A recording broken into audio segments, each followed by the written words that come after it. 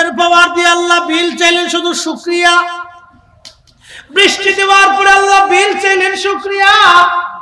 জমিনে আল্লাহ হরেক রকমের ফল দিলেন, একই মাটি একই মাটি, এই মাটির ভিতর থেকে আম গাছ হয়, আম গাছের স্বাদ একরকম, কাঁঠাল গাছ হয়, কাঁঠালের স্বাদ আর এক রকম, একই মাটি থেকে খেজুর গাছ হয়, স্বাদ ভিন্ন রকম, একই মাটি থেকে সবেদা গাছ হয়, এই ফলের স্বাদ ভিন্ন রকম, একই মাটি থেকে জাম গাছ হলো, ফল স্বাদ ভিন্ন রকম, একই মাটি থেকে কলা গাছ হলো, ভিন্ন রকম স্বাদ, একই মাটি থেকে আপেল হলো, কমলা হলো, লেবু হলো, তরমুজ হলো, একই মাটির ভিতর থেকে বাঙ্গি হলো, একই মাটির ভিতর থেকে হরেক রকমের ফল, হরেক রকমের স্বাদ।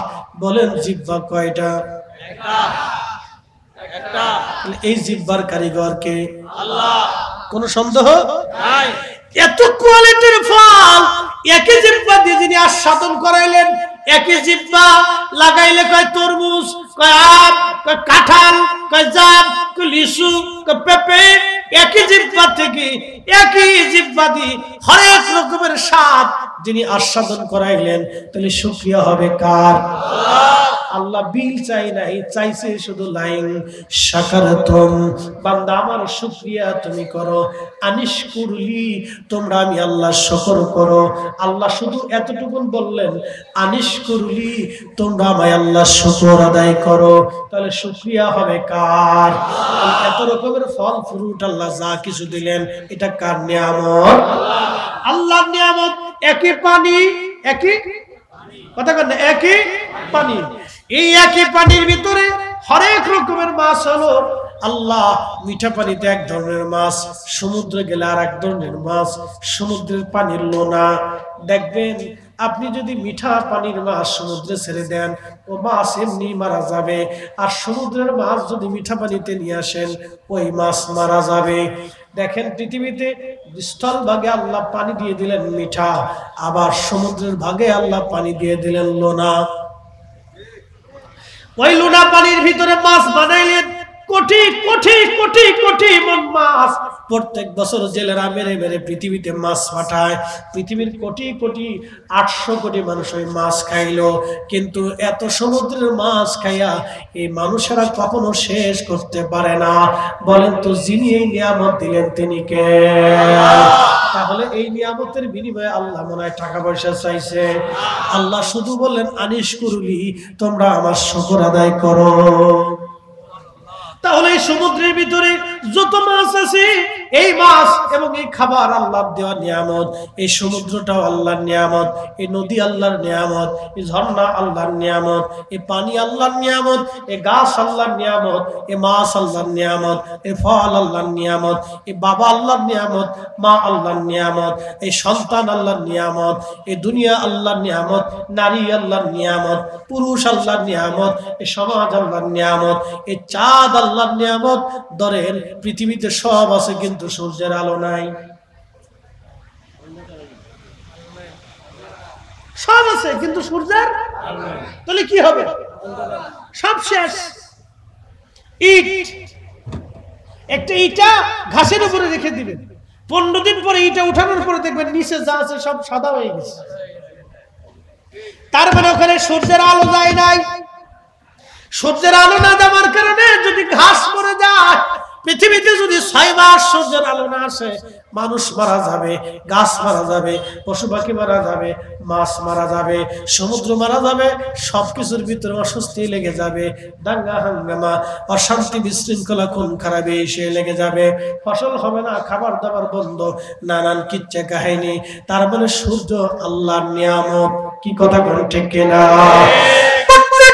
সকাল থেকে সন্ধ্যা পর্যন্ত সূর্যের আলো দিয়ে আমার মালিক আমাদের জন্য সব খাবার দাবার, প্রোটিন, ভিটামিনের ব্যবস্থা করলেন।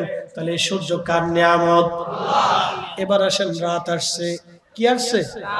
তুলিজুল লাইলা ফিন নাহারি ওয়া তুলিজুন নাহারা ফিল লাইল।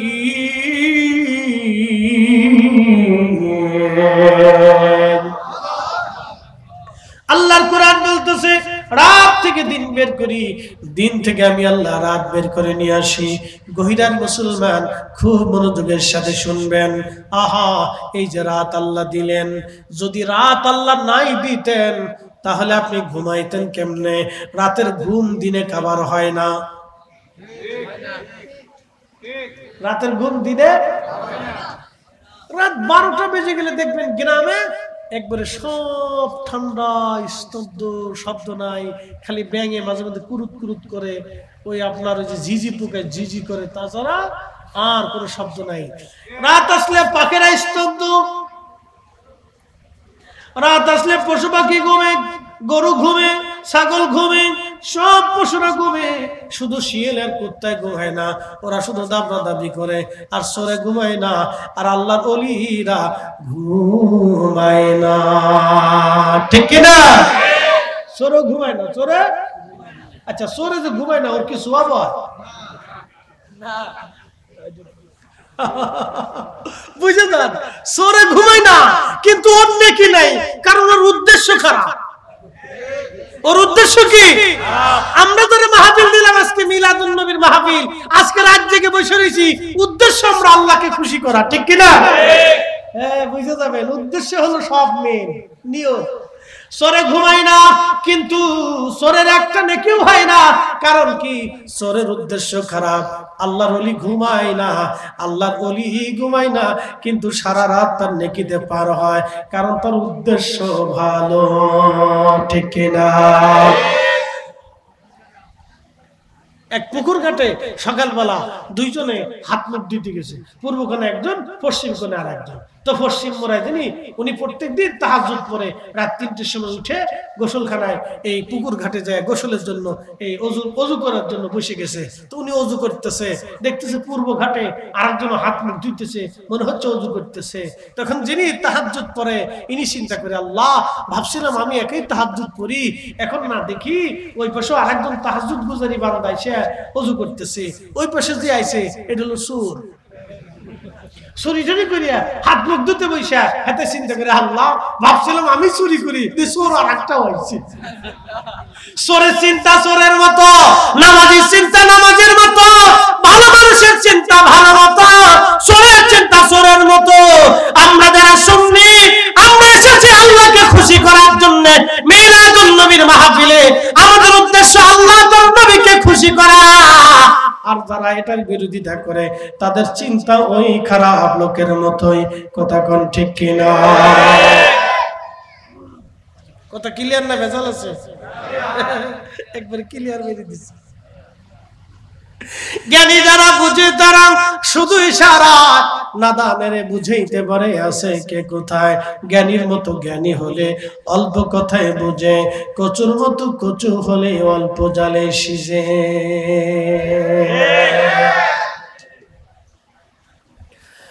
গহিরার মুসলমান রাউজানবাসী, তো চিন্তা করেন, চোর এই রাত্রিবেলা ঘুমায় বান্দারা, রাতের ঘুম আর দিনের ঘুম এক হয় না। রাতটাকে আল্লাহ দিলেন বিশ্রাম করার জন্য। আপনি যদি বিশ্রাম না করতেন, একটানা 3-4 দিন যদি আপনি না ঘুমান, দেখবেন আপনি পাগলের মতো হয়ে গেছেন। মাথার ব্রেন আউট হয়ে যাবে, অস্বস্তি লাগবে, প্রেশার বাড়বে, অস্বস্তি লাগবে, স্ট্রোক করতে পারেন, এরপরে আরো নানান ধরনের রোগ আপনার শরীরে জন্ম হবে। এই জন্য ঘুম কার নিয়ামত? আল্লাহ।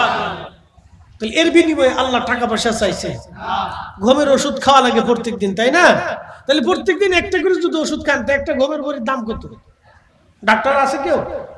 আমি খাই না, আমি বলতে পারি না, আমার খাওয়া লাগে না, আল্লাহ আমার শোয়ার লাগে ঘুমাইছে। 18 টাকা একটা ঘুমের বাড়ির দাম, 18 টাকা। দামটা বেশি আছে। যারা আমার দেশের গরিব মানুষের টাকা চুরি করে খায়, ওদের ঘুম আসে না, ওরা মাল পানি খেয়ে ঘুমায়। জিজ্ঞেস করেন, ওদের ঘুম আসে না, ওরা যে বোতল সার করি 2 ঢোক বাইরে 2-1 বোতল খাইয়া এরপরে শীতে পরে থাকে,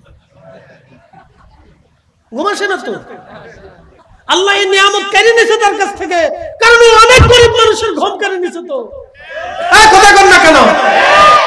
অনেক গরিব মানুষের ঘুমও কেড়ে নিয়েছে, এই জন্য আল্লাহ ওরা ঘুমাইতে দেয় না। যারা মানুষ খুন করে আল্লাহর কসম করে বলি ওদের কাছে যা জিজ্ঞেস করবেন ওরা ঘুমাইতে পারে না, ওরা ঘুমাইতে পারবে না। ওর চোখ থেকে আল্লাহ ঘুম নিয়ে আসছে, কারণ সে যেই মানুষকে খুন করছে তার প্রিয়জনের চোখের ঘুম সে কেড়ে নিয়ে আসছে। আল্লাহর শাস্তি বড় কঠিন, আল্লাহর শাস্তি বড় কঠিন। আপনি তার কাছে জিজ্ঞেস করবেন যে কি করো, ও ঘুমাচ্ছে না, ওষুধ খেয়ে ঘুমায়, না হলে নেশা করে ঘুমায়, ঘুমাচ্ছে না। আল্লাহ চোখ থেকে ঘুম কেড়ে নিয়ে যায়। যারা মানুষের হক নষ্ট করে, গরিব মানুষের রক্ত চুষে নিয়ে যায়,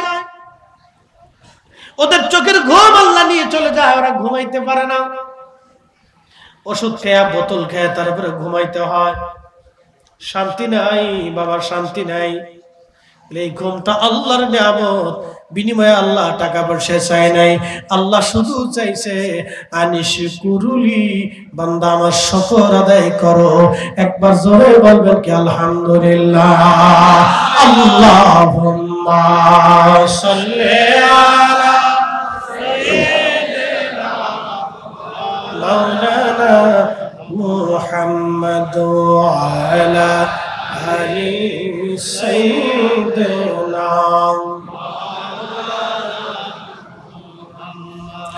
নবীর ইশকে যার দিল ভাই এ ভুবনে কাঁদে না, রোজ হাসরে ভাই জানতারা নবীজির দেখা পাবে না। আল্লাহুম্মা সাল্লি আলা সাইয়্যিদিনা মাওলানা সাইয়্যিদিনা মাওলানা।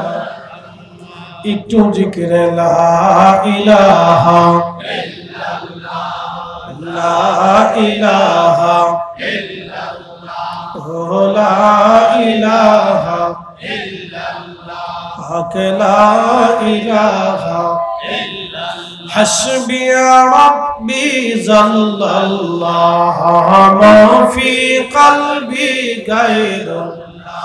আহা নূর মুহাম্মদ বলি নূর মুহাম্মদ ওরি লা ইলাহা ইল্লাল্লাহ, লা ইলাহা ইল্লাল্লাহ, লা ইলাহা ইল্লাল্লাহ মুহাম্মাদুর রাসূলুল্লাহ সাল্লাল্লাহু আলাইহি ওয়াসাল্লাম। তাহলে এই সব কিছু কার নিয়ামত? আল্লাহর। এইভাবে যদি পাঠ পাঠ করে আপনাদেরকে শোনাই, দেখবেন সব আল্লাহর দেওয়া নিয়ামত, আল্লাহর দেওয়া নিয়ামত, আল্লাহর দেওয়া নিয়ামত। এই জন্য কোরআন শরীফে আমার আল্লাহ ওয়াজ করলেন ফাবি আইয়ি আলাই রাব্বিকুমা তুকাযিবান।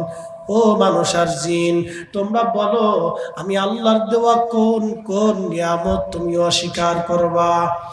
হে মানুষ আর জিন, হে মানুষ আর জিন, তোমরা বলো আমি আল্লাহর দেওয়া কোন কোন নিয়ামত তুমি অস্বীকার করবে? বলো, তুমি অস্বীকার করবে, বলো হে মানুষ আর জিন, তুমি আল্লাহর দেওয়া কোন কোন নিয়ামত আছে তুমি অস্বীকার করবে?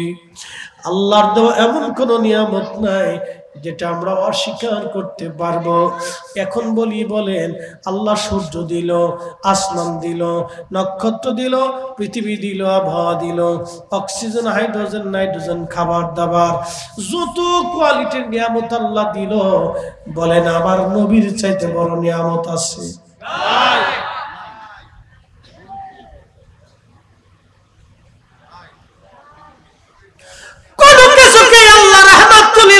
ঘোষণা দেয় নাই। অনলি 1% একজন ব্যক্তি কোরআনে আল্লাহর জবানে, আল্লাহর পবিত্র জবানে আল্লাহ যার সম্পর্কে বললেন ওয়ামা আরসালনাকা ইল্লা রাহমাতাল লিল আলামিন। আল্লাহ বললেন আলহামদুলিল্লাহি রাব্বিল আলামিন, আমি সেই প্রশংসা আল্লাহর জন্য হবে। সমস্ত প্রশংসা সেই আল্লাহ যিনি সমস্ত জগৎ সমূহের রব। রব শব্দের অর্থ হলো লালন পালন করনেওয়ালা। যিনি লালন পালন করেন তার নাম হলো রব। মানুষ দিয়ে কুত্তারে লালন পালন করেন, কুত্তা দিয়ে আল্লাহ মানুষ লালন পালন করেন। প্রশ্ন রাখতে পারেন ফরিদি হুজুর, কুত্তা দিয়ে আল্লাহ মানুষ লালন পালন করেন কেমনে? আপনি রাত্রিবেলা ঘুমান, কুত্তা আপনার বাড়ি পাহারা দেয়, ঠিক কিনা? বন্ধু আমার, আপনি মুরগি পালছেন, শিয়াল আল্লাহ বানাই দিছে, মাঝে মধ্যে আপনার মুরগিও চুরি করে নিয়ে চলে যায়। দেখেন এটা আল্লাহর নিয়ামত ভাইজান, এটা আল্লাহর রব। আল্লাহ লালন পালন করেন, এগুলি আল্লাহর কুদরত। আল্লাহর কুদরত, আল্লাহর কুদরত, আল্লাহর কুদরত। একজনকে দিয়ে আরেকজনকে আল্লাহ লালন পালন করে। বন্ধু আমার, কিন্তু আল্লাহর জগৎ যত জগৎ আছে বলছিলাম, এই জড় জগতে আমরা বাস করি, এটাও একটা জগৎ। এই জগতের রব যে তিনি আমার আল্লাহ, এই জগতের রব হলো আমার আল্লাহ, কিন্তু এই জগতের রহমত হলো আমার নবী। একবার জোরে বলবেন কি মারহাবা। আমরা এই জগতের পরে আর একটা জগতে যাব, সেই জগতের নাম কবর। সেই জগতের নাম কি? কবর। একদিন মাটির ঘরে মোলামার কেন বাঁধো দালান, একদিন মাটির ভিতরে হবে ঘরে মোলামার কেন বাঁধো দালান ঘর।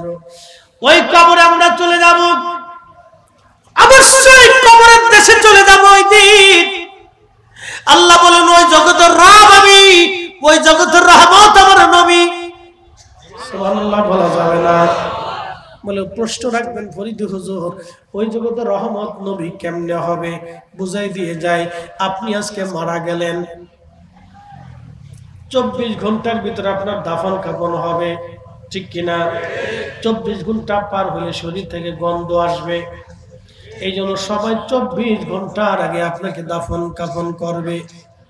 কিন্তু আল্লাহ বলা যারা, নবীর গোলাম যারা, 24 ঘন্টা পরে তাদের শরীর থেকে গন্ধ আসে না, পোকাই ধরে না, গন্ধ ছড়ায় না। এটা তাদের মর্যাদা। জোরে বলা যাবে কি মারহাবা। রাউজানবাসী না হাটহাজারী? ঠিক আছে। রাউজানের মুসলমান খুবই মনোযোগ দিয়ে শুনে যাবেন। আজ ওই কবরে আপনি শোয়ানোর পরে বন্ধুরা চলে আসলো, আত্মীয় স্বজন সব চলে আসবে, কেউ আজ আর আপন নাই। একটু চিন্তা করেন, কিছু সময় পরে আপনার জন্য মন কার নিকির আসবে, একটা প্রশ্ন করার জন্য, মার রাব্বুকা ওমা দীনুকা মা কুনতা তাকুলু ফি হাক্কি হাযার রাজুল। আরে সেই প্রশ্নের জবাব কত কঠিন হবে সেই দিন। কেউ নাই আজ, নিঃসঙ্গ আপনি একা। পৃথিবীতে কত মানুষ ছিল, পুলিশে যদি ধরে নিয়ে যায়, কতজন আপনাকে সারানোর জন্য যাবে। চেয়ারম্যান যাবে, মেম্বার যাবে, এলাকার প্রভাবশালী অনেকে যাবে, তদবির করবে, উকিল যাবে, ব্যারিস্টার যাবে, আপনার জামিন করার জন্য সময় চেষ্টা করবে। আহা, কবরের জেলখানায় যদি বন্দী হন, আপনার জামিনের জন্য কে যাবে? আমার রাসূল ছাড়া সেই দিন কেউ নাই। আমার রাসূল ছাড়া কেউ নাই, আমার নবী ছাড়া কেউ নাই। রাউজানবাসী, ওই নবীর কদমের গোলামি করে যাওয়াই বুদ্ধিমানের কাজ। ওই রসুলের কদম গোলাম হয়ে যাওয়াই বুদ্ধিমানের কাজ। ওই নবীর কদমের গোলামি যারা করে তারাই বুদ্ধিমান, তারাই বুদ্ধিমান। এ সব গম্বদ ওয়ালে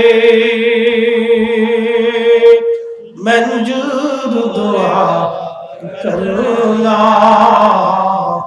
जब वक्त नजा आए आका दीदारे अता करना, दीदारे अता करना।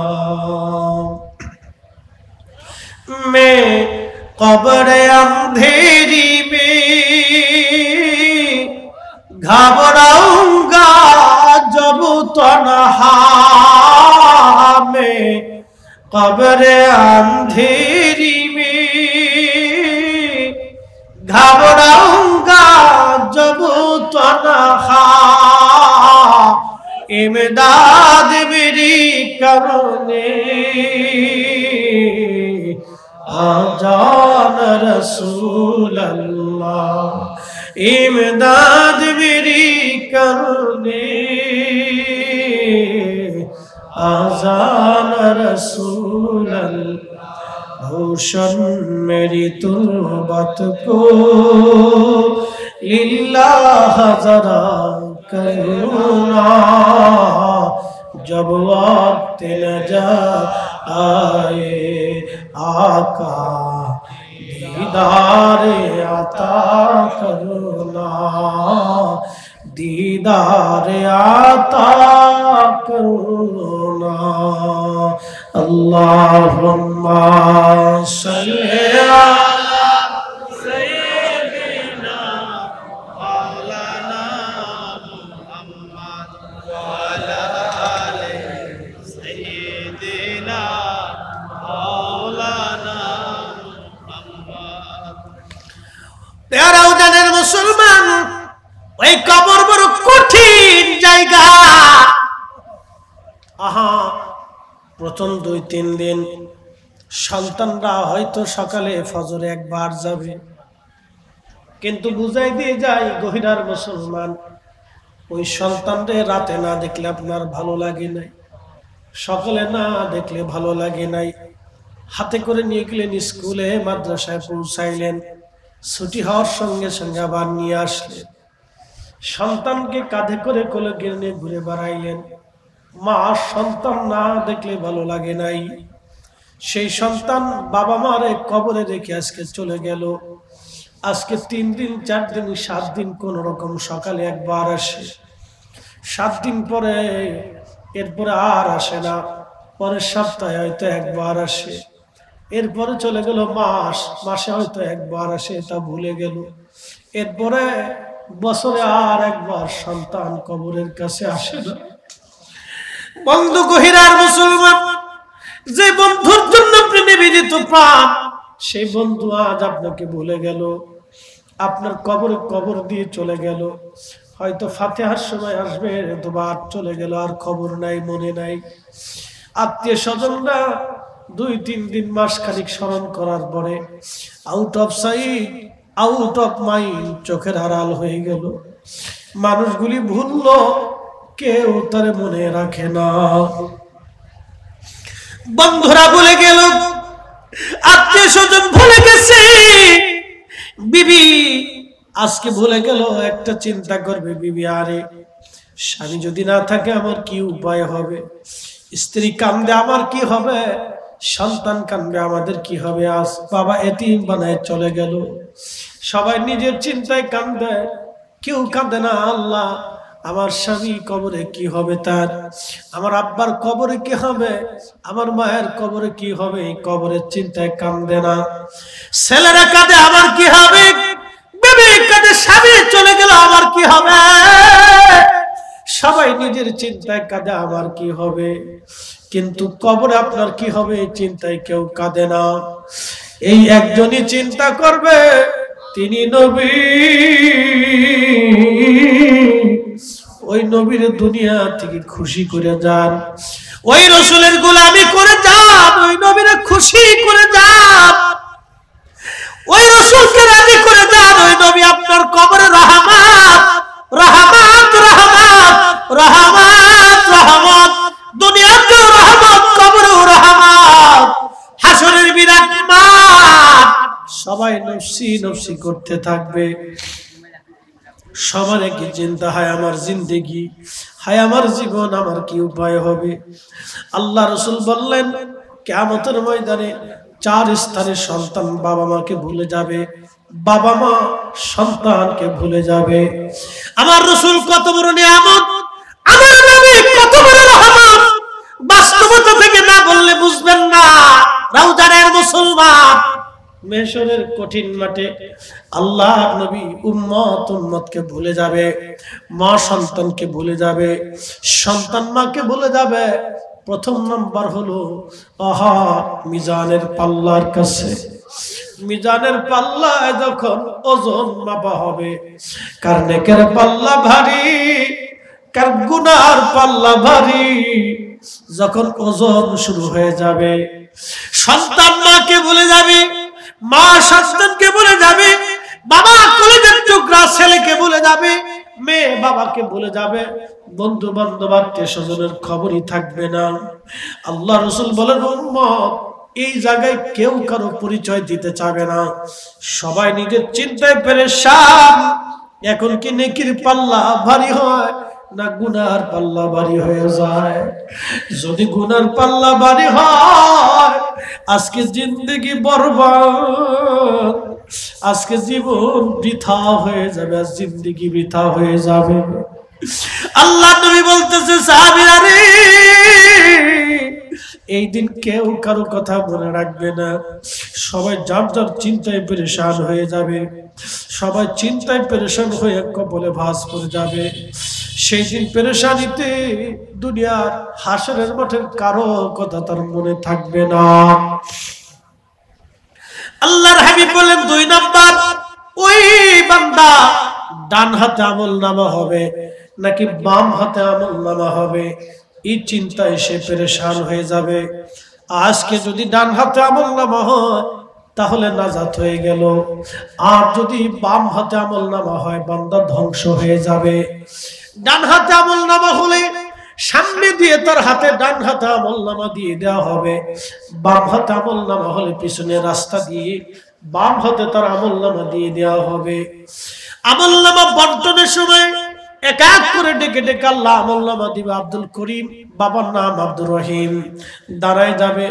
আমলনামা যদি ডান হাতে হয়, ওই সময় এত কঠিন পেরেশানি, বান্দা সন্তান মাকে ভুলে যাবে, মা সন্তানকে ভুলে যাবে, বন্ধু বান্ধবের খবরই আত্মীয় স্বজনের খবর কেউ রাখবে না, এতই পেরেশান, কেউ মনে নাই। কিন্তু ওই সময় আমার নবী উম্মত বলবে না, একবার জোরে বলা যাবে কি ইয়া রাসূলুল্লাহ। নেকের পাল্লা ভারী না গুনার পাল্লা ভারী, এই সময় সব ভুলে যাবে, আপনাকে কেউ মনে রাখবে না। আল্লাহ নবী ডাক দিয়ে বলেন উম্মত পেরেশানি হইও না, চিন্তা নিও না, আমি নবী মিজানের পাল্লার পাশে দাঁড়ায় থাকবো, আমি রাসূল মিজানের পাল্লার পাশে দাঁড়ায় থাকবো। আমার উম্মতের নেকির পাল্লা যদি হালকা হয়, আমাকে দুনিয়ার থেকে যারা ভালোবাসতো, আমি রাসূল কালেমা শরীফ তাদের নেকির পাল্লার উপরে দিয়া নেকির পাল্লা ভারী বানাইয়া দেব। নারে চিৎকার করে বলেন কি ইয়া রাসূলুল্লাহ। তাহলে ওই নবীর মিলাদের মাহফিল আমার দরকার, ওই নবীর দরুদের মাহফিল আমার দরকার, ওই নবীর শানের মাহফিল আমার দরকার। হাত উঁচা করে বলেন ঠিক না বেঠে? শ্রেষ্ঠ নবী দিলাম রে তরিয়ে নিতে রোজা হাসরে, শ্রেষ্ঠ নবী দিলাম রে তরিয়ে নিতে রোজা হাসরে, পথ না ভুলি তাই তো দিলে পাক কুরআনের বাণী, খুদা তোমার মেহেরবানি, খুদা তোমার মেহেরবানি। সুন্দর ফল সুন্দর ফল মিঠা নদীর পানি খুদা বন্ধু আমার ওই সময় নবী রহমত। এবার বুঝে যান নবী কত বড় রহমত। 3 নম্বর আল্লাহ নবী বলতেছে উম্মত রে মিজানের পাল্লায় মিজান তোমাদের এই মজলিস খানা নিয়া এই মাহফিল খানা নিয়া আমার আল্লাহ ইউবাহুকুমুল মালাইকা ফেরেশতাদের মজলিসে আমার আল্লাহ তোমাদেরকে নিয়ে অহংকার করে, আল্লাহ গর্ব করে, আল্লাহ অহংকার করে, আল্লাহ গর্ব করে। চিৎকার করে জোরে বলেন মারহাবা।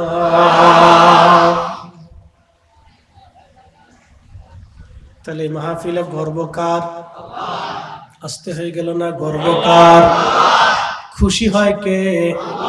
এই মাহফিল নিয়ে আল্লাহ ফেরেশতাদের সামনে ওয়াজ করতে যায়, ফেরেশতারা তোরা বান্দা সৃষ্টি নিষেধ করছিলি, দেখ ওরা আমি আল্লাহর দিন পাইয়া আমি নবী পাইয়া ওরা মাহফিল সাজাইছে। কি পাইয়া? দিন পাইয়া নবী পাইয়া মাহফিল সাজাইছে ওরা। তোমরাই বলছিলাম নাহনু নুসাব্বিহু বিহামদিকা ওয়া নুকাদ্দিসু লাক।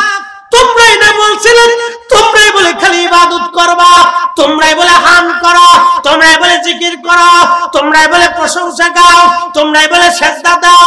ওয়া নাহনু ওয়া নুসাব্বিহু, তোমরাই বলে তাসবিহ পড়ো। দেখো আমার বান্দারা আজকে তাসবিহ পড়তেছে, সুবহানাল্লাহ বলতেছে, আল্লাহু আকবার বলতেছে, লা ইলাহা ইল্লাল্লাহ বলতেছে, দুরূদ পড়তেছে, কোরআন শুনতেছে, ওয়াজ শুনতেছে। তোমরাই বলে খালি করবা। দেখো ওরা বাড়িঘর ফেলাইছে, জমিদারি ফেলাইছে, দুনিয়াদারি রাখছে, স্ত্রী থেকে জুদা হইয়া, সন্তানরে ভুলিয়া, বাড়ি গাড়ি ভুলিয়া, জমি জমা ভুলিয়া, ক্ষুধা ভুলিয়া, খাবার দাবার ভুলিয়া, কাম তৃষ্ণা ভুলিয়া, সবকিছু ভুলিয়া, হিংসা ভুলিয়া, রিয়া ভুলিয়া, কামনা ভুলিয়া, বাসনা ভুলিয়া, নেগেটিভ ছাড়িয়া দিয়া পজিটিভের জন্য আমি আল্লাহর জন্য নিবেদিত হইয়া ওরা জান্নাতের বাগানে আজ বসে গেল।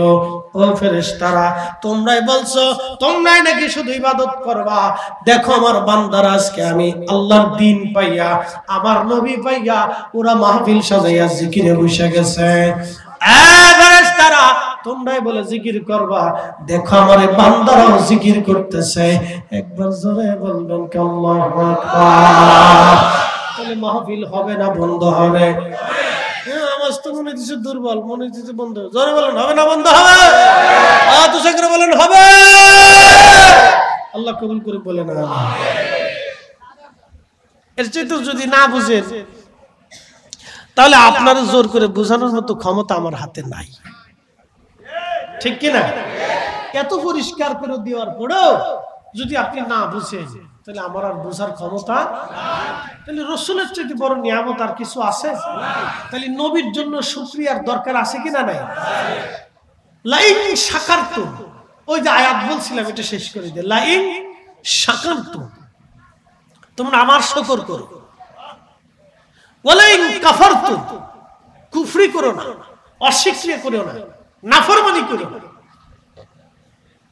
যদি শুকরিয়া করো লাযিদান্নাকুম, তাহলে আমি কি করব? তোমাদের নিয়ামতকে বাড়াই দেব। একসাথে বলবেন না মারহাবা? ওয়ালাইন কাফারতুম, যদি অস্বীকার করো তো কি করব? ইন্না আযাবি লাশাদীদ, তোমাদের জন্য শক্ত শাস্তির ব্যবস্থা করব। তো রাসূলের মতো মহান নিয়ামত সৃষ্টি জগতে, ভূমণ্ডলে, নভমণ্ডলে, সর্বজগতে নবীর চাইতে বড় নিয়ামত, বড় রহমত এই মানব জাতির জন্য, সৃষ্টির জন্য আর কিছু নাই। তো ও নবী পাইয়া সাহাবীরা যদি মাহফিল দেয় তাহলে আমরা সেই মাহফিলে বসে গেছি। কথা বলেন ঠিক না? উপস্থিতি আল্লাহ আমাদেরকে এই সহজ সমাজ বুঝ আল্লাহ আমাদেরকে দিক। বিতর্ক না করি বাবা, মাহফিল গুলিতে বসি, নিজের অর্থ খরচ করি। প্রিয় শুধু আমার বলেন টাকা নিয়ে কবরে যাওয়ার কোন সুযোগ আছে? কোন সুযোগ নেই। এখানে দিবেন না তো দিবেন কোথায়? আল্লাহ কোরআন বলতেছে হা হামিম্মা রাসাকনাকুম মিন ক্বাবলি আইয়াতিয়া ওয়া আনফিকু মিম্মা রাযাকনাকুম মিন ক্বাবলি আইয়াতিয়া আহাদাকুমুল মাউত। বান্দারে, তোমার রিজিক থেকে তুমি আল্লাহর পথে খরচ করো, তোমার মরণ আসার আগে দাও। কি আসার আগে? মরণ আসার আগে তুমি এখানে অর্থ ব্যয় করো।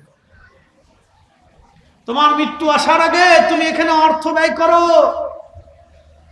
তোমার মৃত্যু আসার আগে তুমি এখানে অর্থ ব্যয় করো।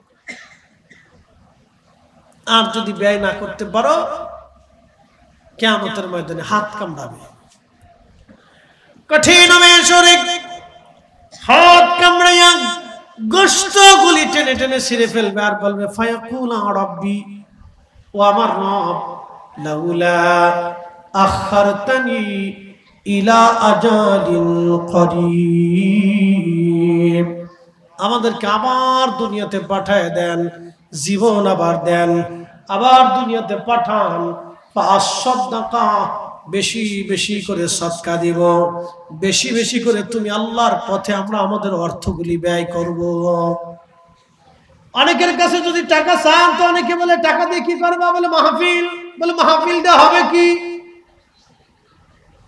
আল্লাহর বান্দা শুনে যান, কোরআন কি বলতেছে। আল্লাহ বলতেছেন, ও বান্দা, যদি না দাও সেদিন আফসোস করে বলবে ফায়াকুল রব্বি লাউলা আখারতানি ইলা আজালিন করিব, আল্লাহ আমাদেরকে আবার দুনিয়াতে পাঠান, বেশি বেশি করে আমাদেরকে দুনিয়াতে আবার ফেরত দেন, ফাসাদদাকা, আমরা এই হাত দি আল্লাহর পথে তোমার পথে আমরা সাদকা দিব, বেশি বেশি করে খরচা করব আল্লাহ। ওয়া আকুম মিনাস সালিহিন, আর সালিহিনদের অন্তর্ভুক্ত হয়ে আসব, আমরা নেককারদের দলভুক্ত হয়ে আসব। আচ্ছা আপনারা বলেন, আজকে আপনারা যারা বসলেন সবাই জিকির করনেওয়ালা বান্দা, নবীর দুরূদ পড়নেওয়ালা উম্মত, কি কথা কন না কেন? সালিহিনদের অন্তর্ভুক্ত হয়ে গেছি, মারহাবা কর। আল্লাহ সেদিন ডাক দেবে, বান্দা আর না, ওয়ালা ইউআখিরাল্লাহু নাফসান ইদা জাআ আজালুহা, বান্দারে একবারই ওয়ান টাইম চান্স, হায়াত শেষ হলে দুনিয়াতে থাকার আর কোনো বিধান নাই, আর একবার কবরে চলে গেলে দুনিয়া থেকে ফিরে যাওয়ার আর কোনো সুযোগ নাই। জিন্দেগি তোর যাইরে ফাঁকি দিয়া রে সোনার জিন্দেগি তোর যাই ফাঁকি দিয়া, ও আদামুরি